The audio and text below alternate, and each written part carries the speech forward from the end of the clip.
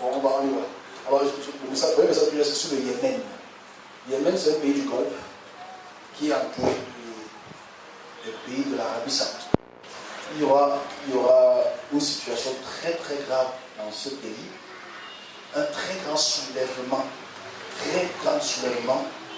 contre les pays qui les entourent, l'Arabie Saoudite. Très très bientôt. Donc, je prie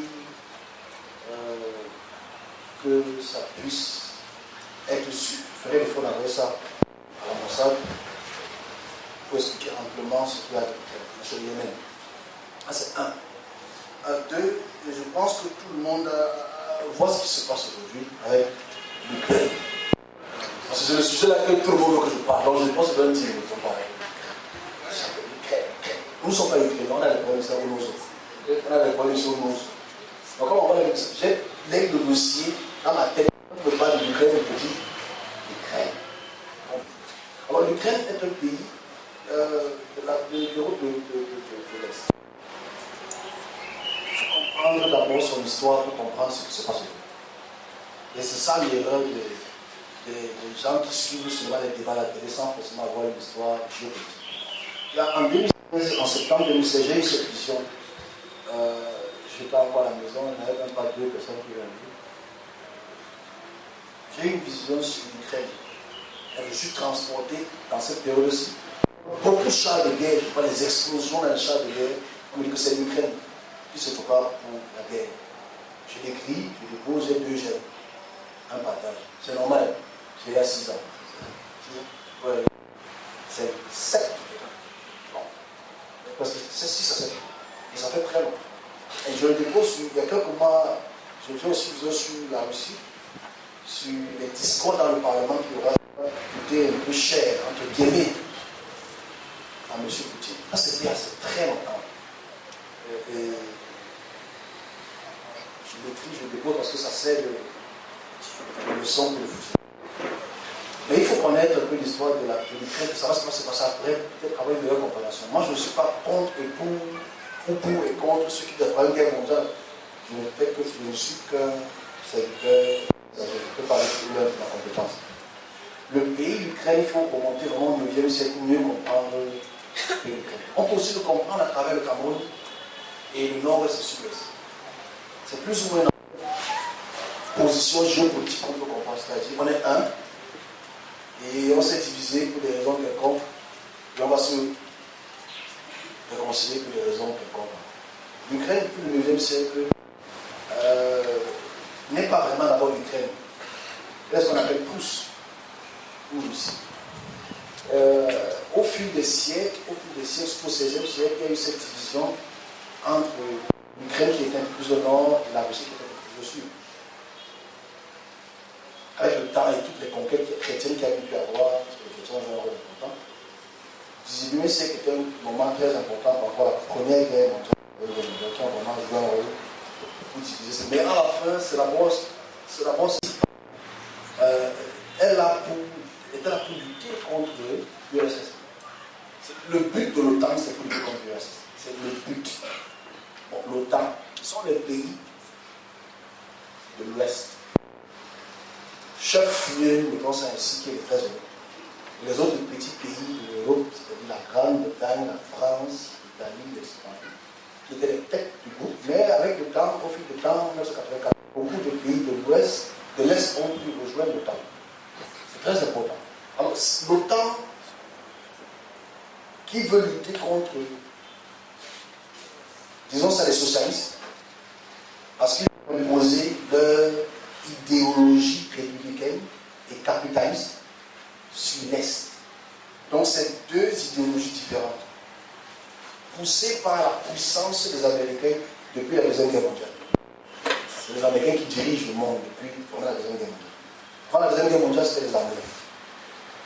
C'est important de comprendre cette politique de guerre. Alors, ici maintenant, en 1991, quand la Russie se sépare de l'Ukraine, ils ont des présidents d'Ukraine qui sont pro-européens. De plus en plus, les présidents veulent aller vers ce qu'on appelle l'Union européenne. ce qui commence à poser problème dans la Russie, qui a ces pays qui sont frontaliers, qui était d'abord un pays il y a des siècles, ne veut pas cela parce que les pays de l'OTAN veulent combattre l'URSS. Maintenant, le problème qu'il y a aujourd'hui, qui est depuis 2008, avec la Géorgie,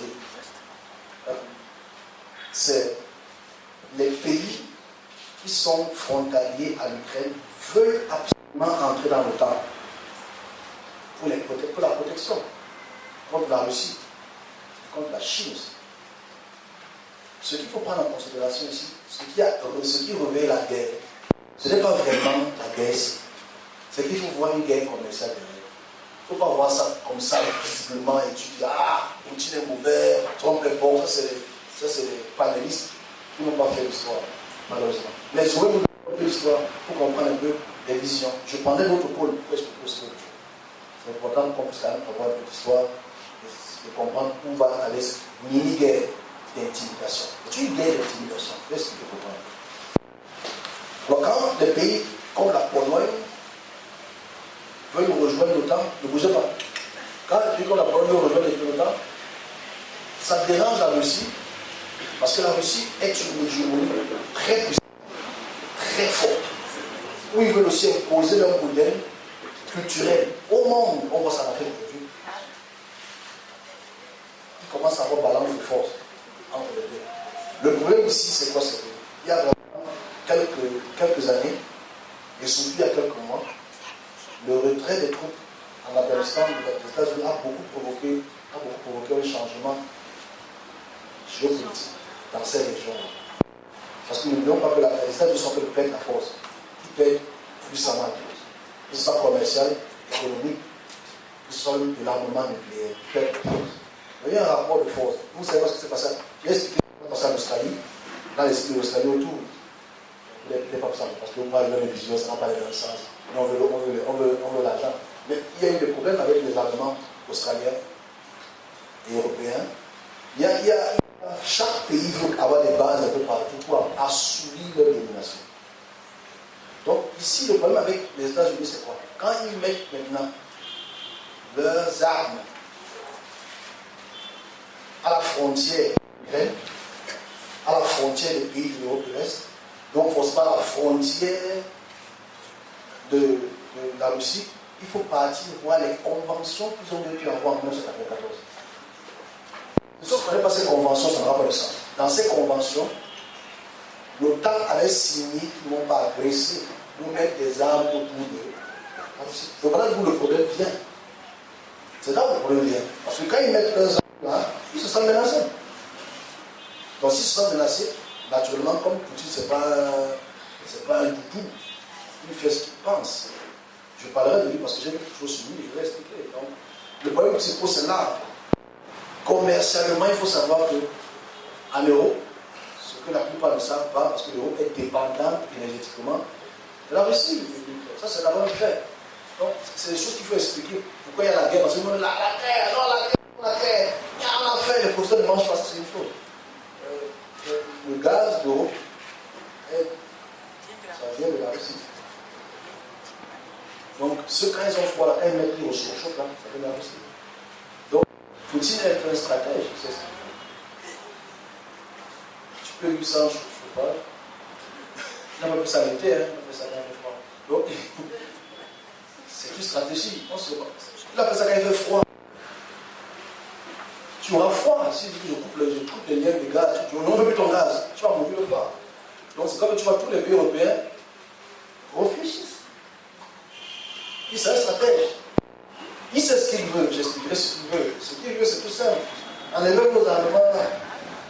Mais ce qui existe, parce que c'est un rapport de force que les États-Unis, avec tonton Biden, ne veut pas appliquer. Parce qu'il est affaire avec la guerre. Il ne faut pas le refaire maintenant. Donc il faut comprendre toute cette géopolitique là pour comprendre qu'il y a cette guerre là. C'était à préparer le but, préparer son coup de pluie. Parce que lui, qui est un ancien du KGB, un ancien du régime, lui, il va absolument réunir tout ce qu'on appelle le plan dans sa tête. Et il se bat pour le faire. C'est son idéologie. Si j'ai pris l'affaire, ça dérange besoin.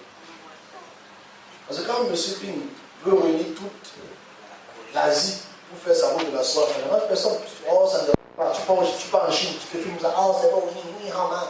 Et tu vas voir leur politique, il n'y a rien. Vous savez, on aime puis on aime fire. Fire! Je n'ai rien contre le fire. Mais il y a des problèmes à l'intérieur, anthropiques, pour comprendre. Expliquer aux gens, eux se mettent à prier contre la guerre. Fire! Ce n'est pas, ça ne se passe pas comme ça. Je n'ai rien contre ceux qui le font peut-être bien, gloire à Dieu. Et après, je dis, c'est un problème économique et géostratégique qui se vit derrière. Pour les gens qui jouent au dernier sur la table. Toi, tu assumes les conséquences. C'est tout. Donc, en quelques mots, j'aurais mon conseil à donner qui suis-je. J'aurais mon conseil. Ce que j'ai vu. Donc voilà ce qui se passe en Ukraine. Aussi, la Russie veut reprendre l'Ukraine. C'est parce qu'ils veulent absolument reconstituer ce qu'ils pensaient. Quand tu mets les chars de guerre devant la Russie, c'est vrai que c'est fâche aussi, parce que c'est une partie de convention. Mais les deux maintenant mentent. La Russie ment, les États-Unis mentent. Chacun se joue ment. Je prie que ce salut parvienne sagement. Je ne connais pas son mail, je ne connais pas, je ne fais rien du tout, mais je prie parce qu'il y aura une situation avec les forces de l'ordre et avec certains groupes de personnes.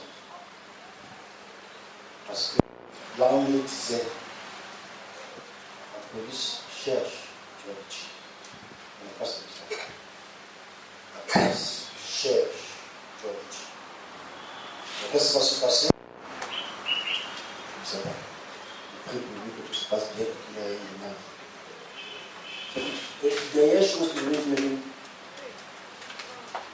je ne parle pas. Vraiment, ça l'a mis de concentrer sur ça qui est très important. On appelle ça la distraction du diable.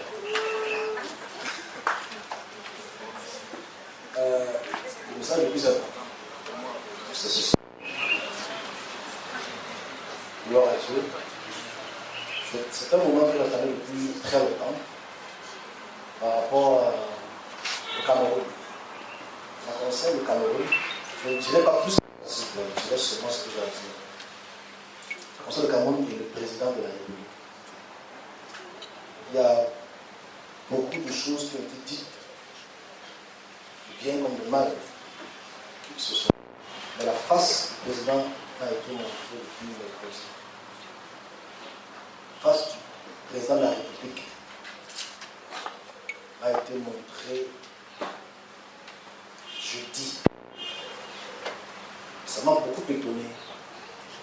Depuis hier, ce n'est pas un football. C'est d'abord que les casse. Rien contre le football, rien, s'il vous plaît. La face du président a été montrée et j'aimerais bien comprendre avant d'exprimer.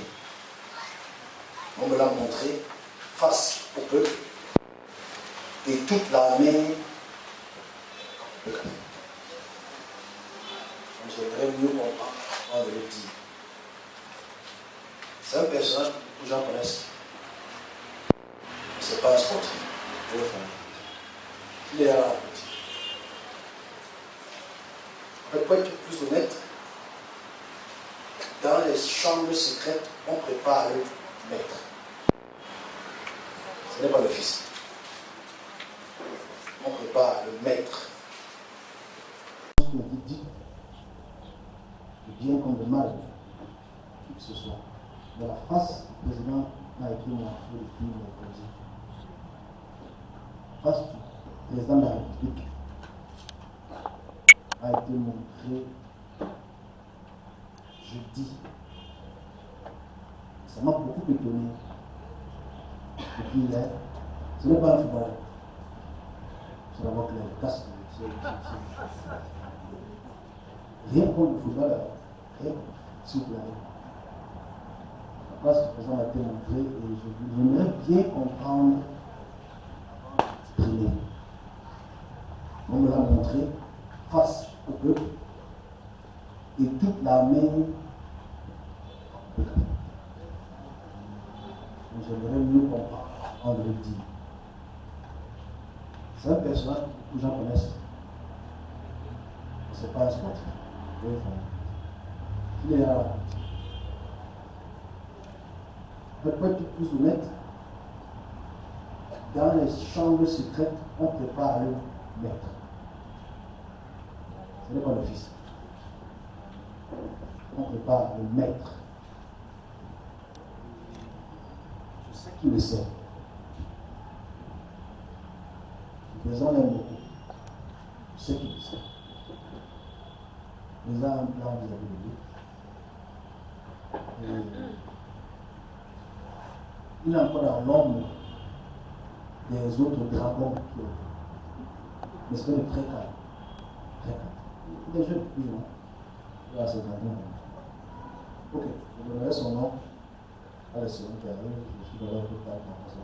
Je prie pour ça parce que je veux bien comprendre et ne pas entrer dans les polémiques de ce que tout le monde dit. Je ne dis pas ça contre eux. Je dis ça parce que je n'ai pas désiré le voir. Hein. Que ce soit clair.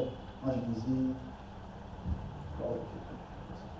Donc, ça a été montré, il n'est pas un sportif, il est dans la politique, il est dans le gouvernement des questions. Je dis ce qu'on m'a montré.